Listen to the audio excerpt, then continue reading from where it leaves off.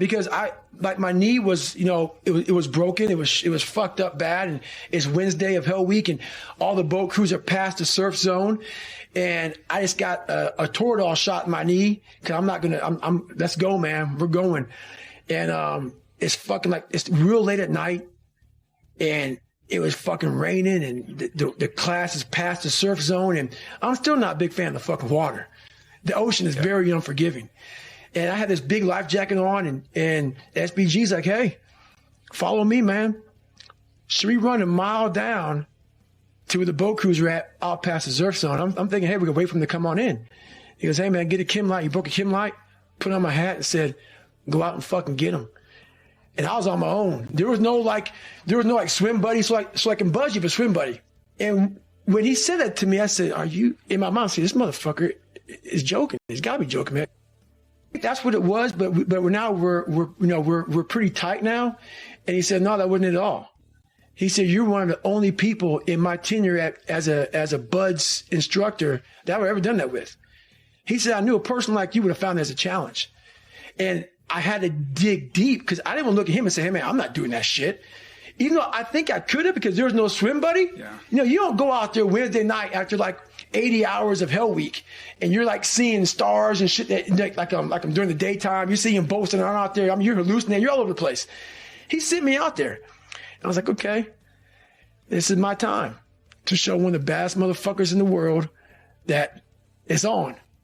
It was a moment that I started realizing I'm starting to separate myself. When you grow up weak and you start to master your mind, because my whole thing is whenever I'm weak at something, whenever I'm scared of something, I master it. I was a weak-minded person, so I mastered my mind. And in mastering my mind, I mastered the human mind. And I realized why I no longer judge people, why I no longer put people on a pedestal, because we're all fucked up in our own way. We all have demons. Some people hide them better than other people. So I know we all have them. By me knowing that, I know the most alpha males are very fragile. Very fragile. They never want to see another person harder than them. Ego will fuck you up every time. Ego is serious. So if I can hurt your ego, I got you. So by me having such a fragile ego growing up, all this was my advantage. I was doing a live autopsy on how fucked up I was. I was like, hey, this fucks me up. I better fuck other people up too. So I started using all these different tools and tactics to get in instructors' heads. And the taking souls, that's where it happened, man. We're Wednesday, freezing cold. Everybody's jackhammering. Everybody wants to, everybody's just wanting to get through it now. And the instructors take great pride in watching you suffer. They do. We, in a sick way, it's kind of funny. You were there once as a student. Now you're an instructor. But I knew, how would I be thinking if I was an instructor? But what wouldn't I like to see? I would hate to see some guys just looking like this is just another fucking day on the beach and go fuck yourself. Yeah. Everybody's hard. So I say, you know what, man? It's time. I can't fight you. That's your job. And I love your job. I love what you guys are doing. You guys are making us better. But now I want to take the tactical advantage and I'm going to start fucking with you. So I got my boat crew, Bill Brown. I had Chris Kyle on my boat crew. I had a couple of hardcore motherfuckers. And everybody right now is kind of like in their own world. Let's just get through this, man. I can't wait till Friday so we can graduate, how we can get going. I said, let's go ahead and have some fun.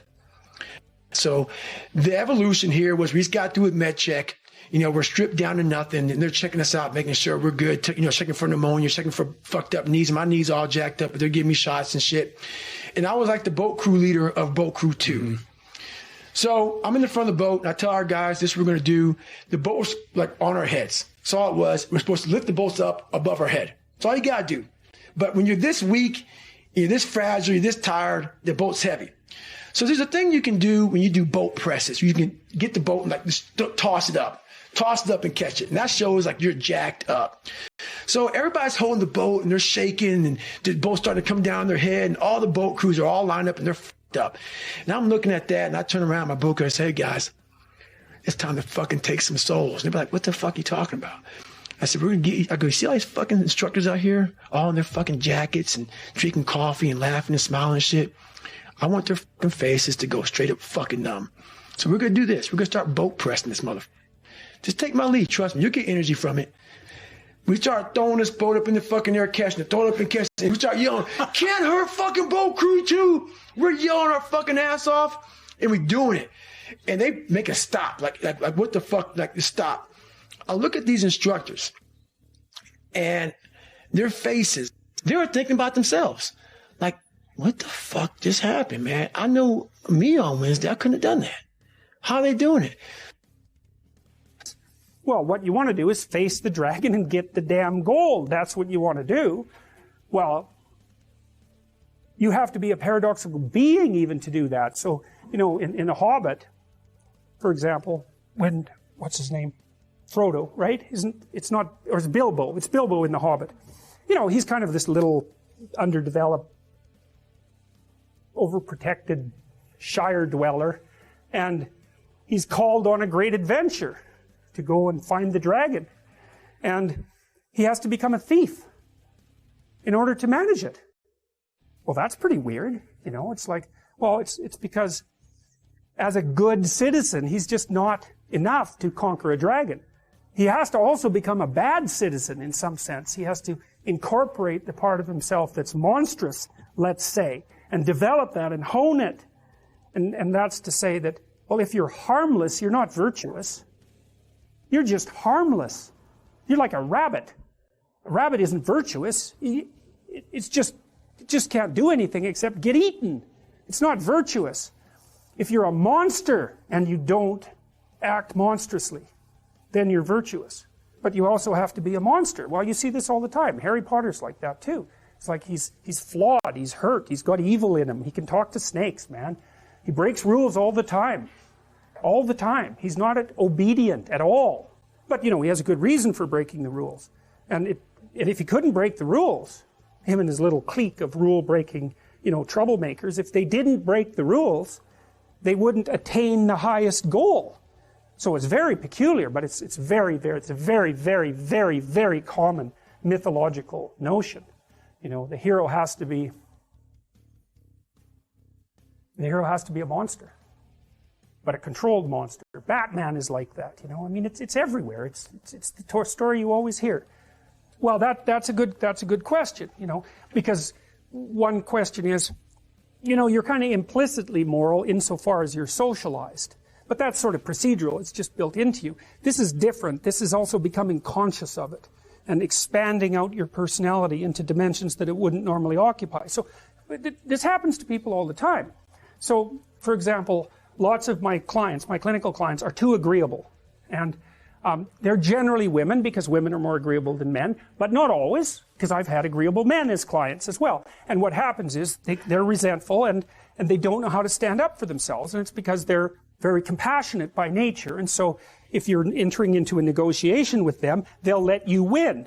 Well, that's not so good because, you know, you need to win too. Especially if you're in an organization of adults where there's a struggle, right?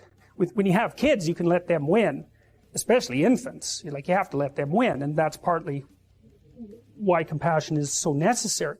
But as a basis for negotiation between adults, it's like, sorry, it's insufficient. You have to be a bit of a monster so that you can say no.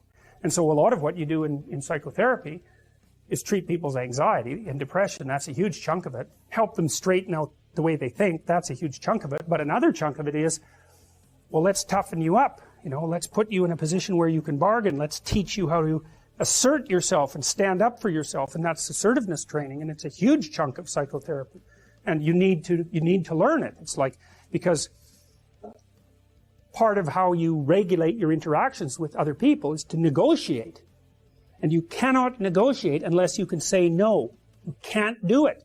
And it causes conflict to say no, and if you don't like conflict, which is basically the definition of being agreeable, then you can't tolerate the conflict, and so then you can't negotiate on your own behalf, and so then you keep losing, and you're bullied, and, you know, it's not good. Then you get resentful, and it's really not good. So you have to develop your inner monster a little bit.